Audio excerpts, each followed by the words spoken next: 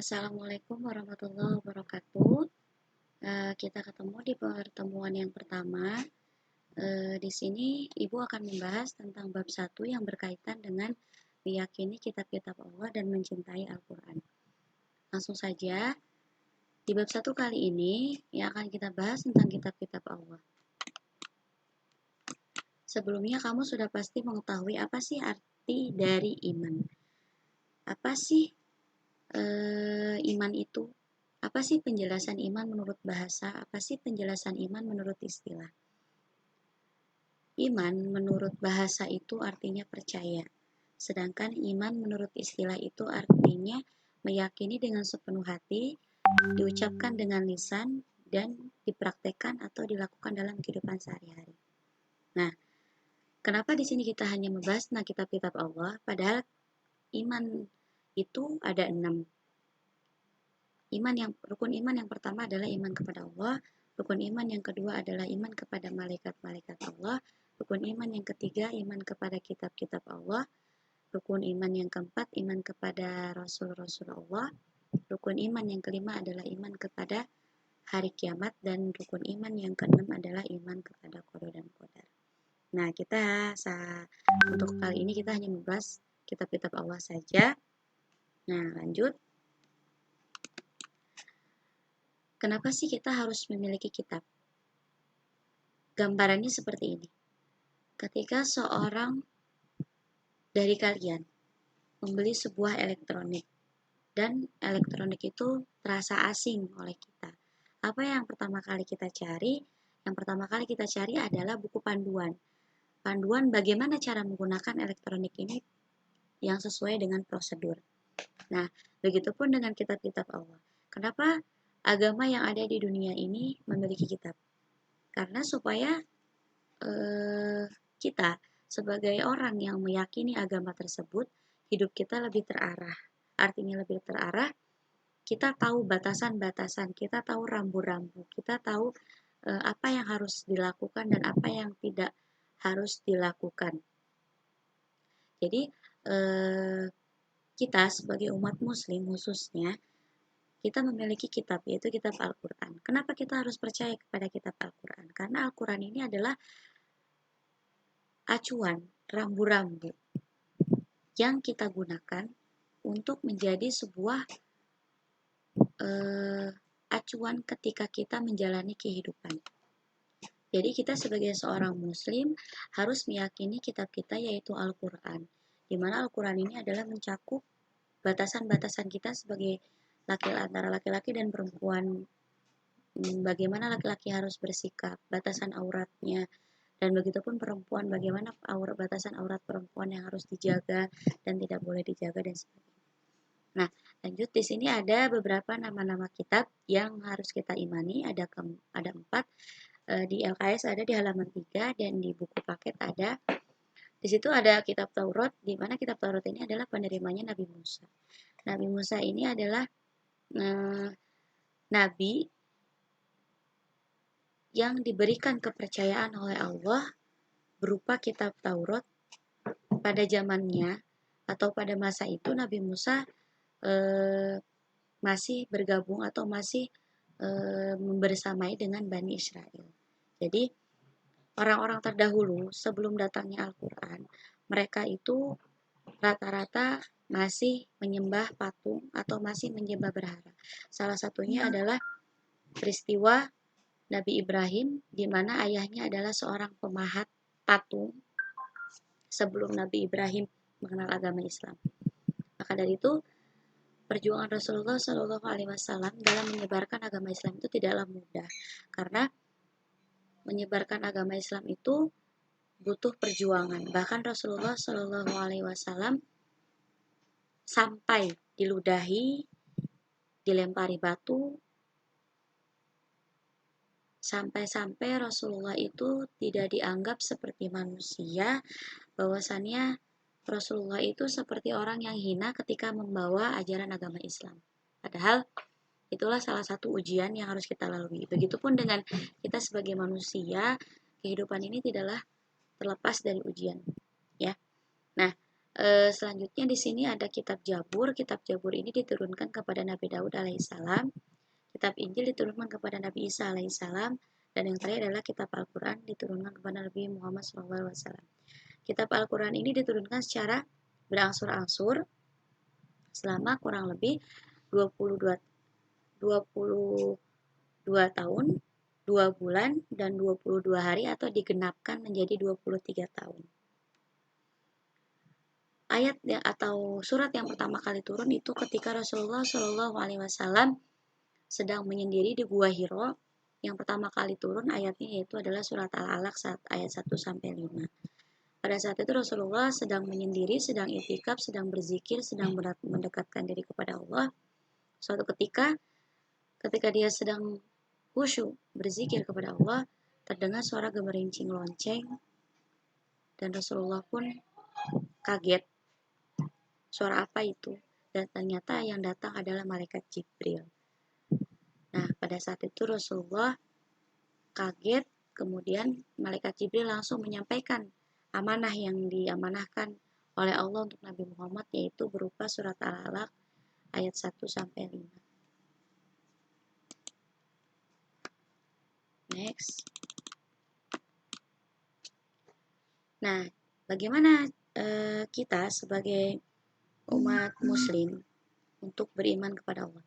Oh iya, untuk lebih detailnya bagaimana rinciannya kitab Taurat, Jabur, Injil, dan Al-Quran itu sudah ada di buku paket.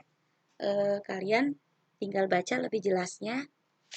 Kitab Taurat diturunkan pada abad ke-12 sebelum Masehi, kitab Jabur diturunkan kepada abad ke-10 sebelum Masehi, kitab Injil diturunkan pada abad ke-1 Masehi, dan kitab Al-Quran diturunkan pada abad ke-7 Masehi atau dalam waktu 611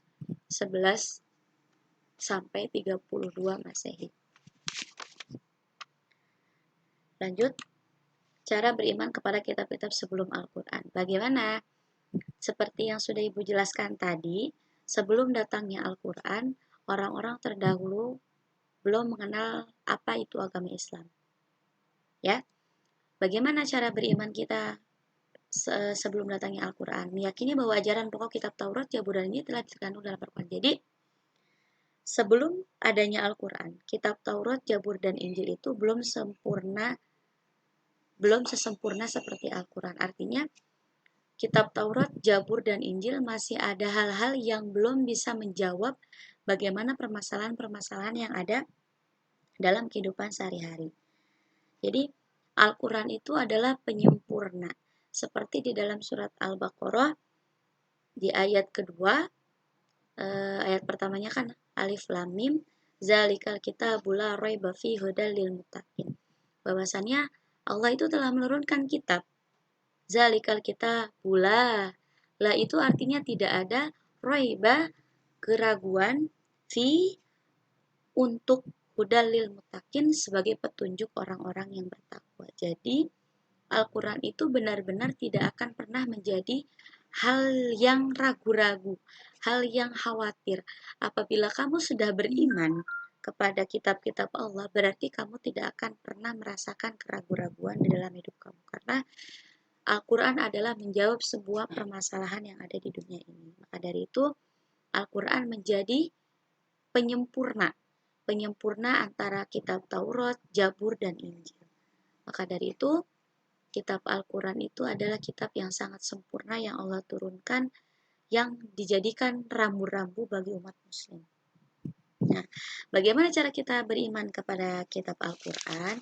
Gampang sekali, salah satunya adalah dengan cara membaca dan mengamalkannya.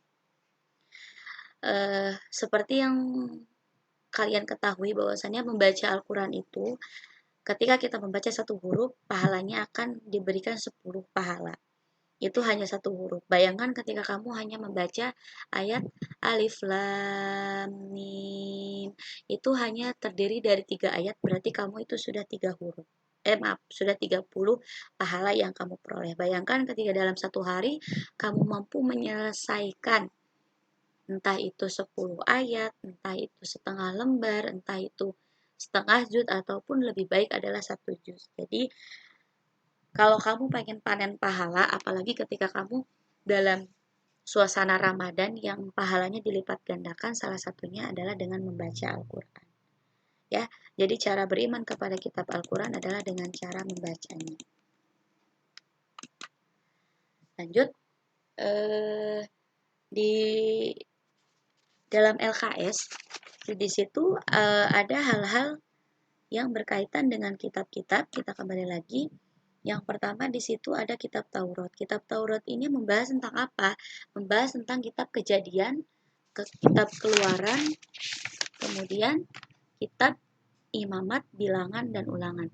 Artinya semua kitab yang Allah turunkan ini adalah kitab yang mengajarkan kepada amar ma'ruf nahi mungkar, mencegah kerusakan, mencegah perselisihan. Artinya keempat kitab ini menjelaskan tentang bagaimana cara berkehidupan yang baik dan benar antara habluminallah, hubungan dengan Allah, habluminannas, hubungan dengan manusia, dan habluminal alam, hubungan dengan alam. Contoh, misalkan di dalam kitab itu menjelaskan tentang bagaimana kita berhubungan dengan Allah atau berhubungan dengan Tuhan. Salah satunya adalah dengan beribadah. Begitupun dengan hablum minannas, hubungan dengan manusia. Bagaimana hubungan dengan manusia? Bagaimana hubungan kita dengan tetangga? Bagaimana hubungan kita dengan guru? Bagaimana hubungan kita dengan teman? Bagaimana hubungan kita dengan keluarga kita, dengan orang tua kita? Dan di dalam kitab itu dibahas. Begitupun dengan hablum minal alam. Bagaimana dengan hablum minal alam? Kalau hablum minal alam itu contohnya adalah Allah itu menciptakan tidak hanya manusia saja, hewan dan tumbuhan. Salah satunya adalah tumbuhan. Bagaimana hubungan dengan tumbuhan? Dengan cara kamu merawatnya, dengan cara kamu menyiraminya dengan setiap hari, menjaganya.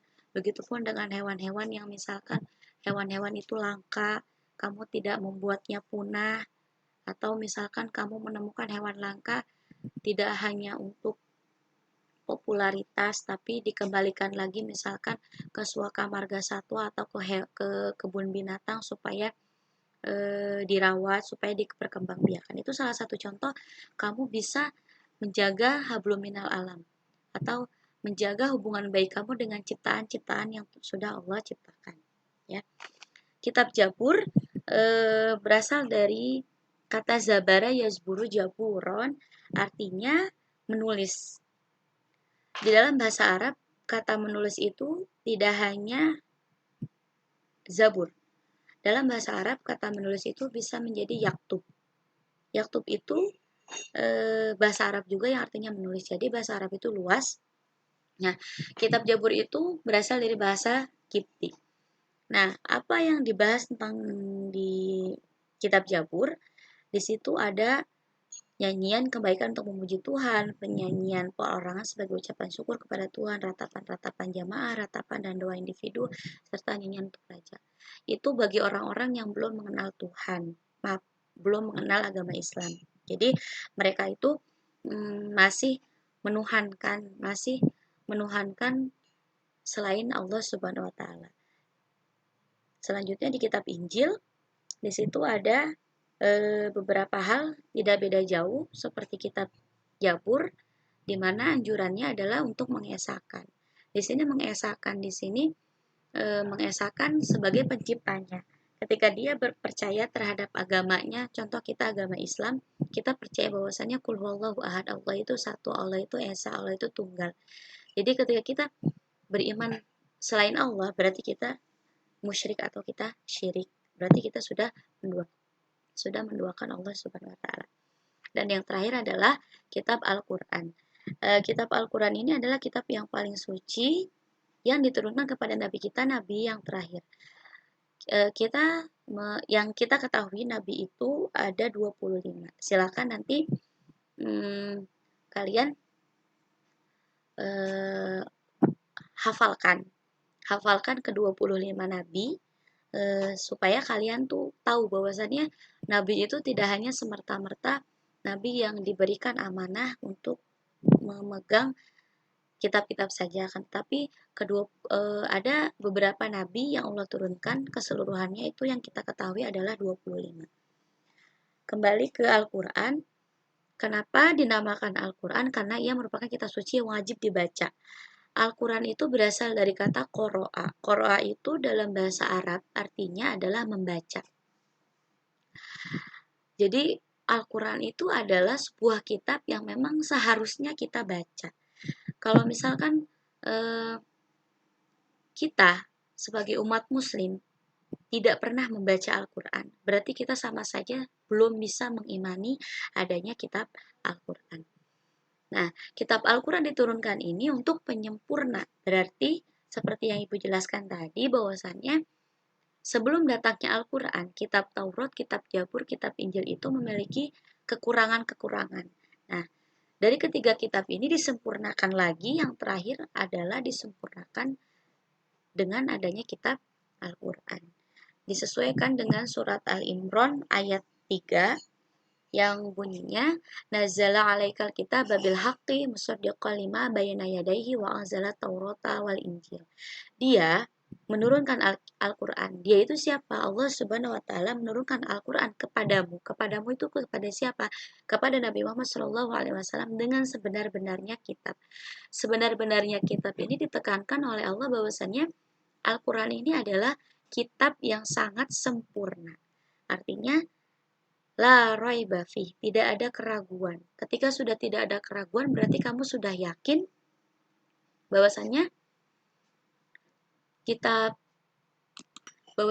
Al-Quran ini adalah kitab yang sudah pasti lengkap. Seperti apapun permasalahan yang ada di dunia ini semuanya dibahas dalam Al-Quran.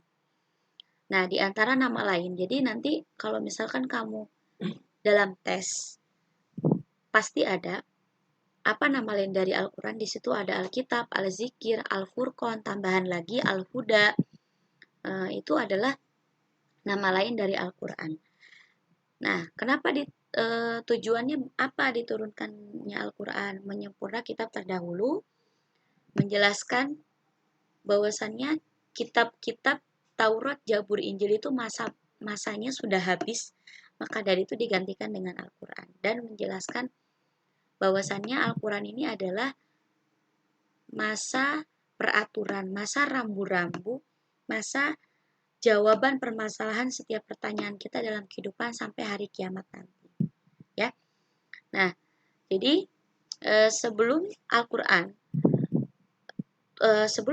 diturunkan, orang-orang terdahulu masih memiliki perdebatan, masih memiliki permasalahan-permasalahan yang tidak selesai. Karena di dalam kitab-kitab sebelum Al-Quran itu pembahasannya kurang spesifik dan kurang lengkap. Jadi kita tuh harus percaya atau beriman kepada Al-Quran itu secara ijmali, artinya harus percaya. Adapun mengetahui dan mengamalkan ajaran-ajarannya bukanlah suatu kewajiban. Artinya yang penting kita sebagai umat muslim sudah melaksanakan perintah Allah. Ketika kita percaya kepada Al-Quran yang diperintahkan oleh Allah, yaitu dengan cara membacanya dan mengamalkannya sesuai dengan arti dari iman.